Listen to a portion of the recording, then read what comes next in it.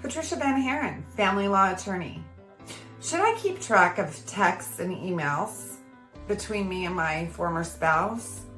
The answer is usually going to be yes. You are going to be wanting to establish evidence in your case. And if you have domestic violence issues or issues with your co-parenting, you're going to want to have proof of those and proof of the problems you're experiencing with your spouse. It is best if you're to keep all communications in writing so that you can present those as evidence to the court.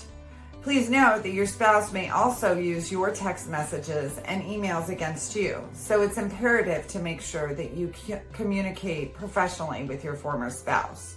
Also, if there's various agreements that the two of you made, those may be helpful in providing those agreements to your attorney.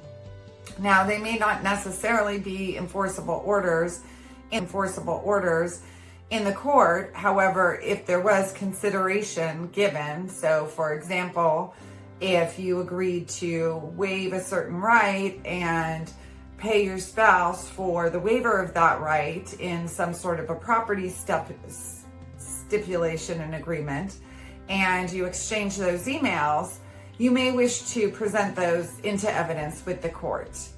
In most cases, it is going to be important to set a different folder, keep screenshots. There are computer programs which can help you download all your text messages into a PDF. The times that we are most likely going to be using emails and text messages are going to be in highly contested custody cases where one or both of the parents are unable to communicate with each other.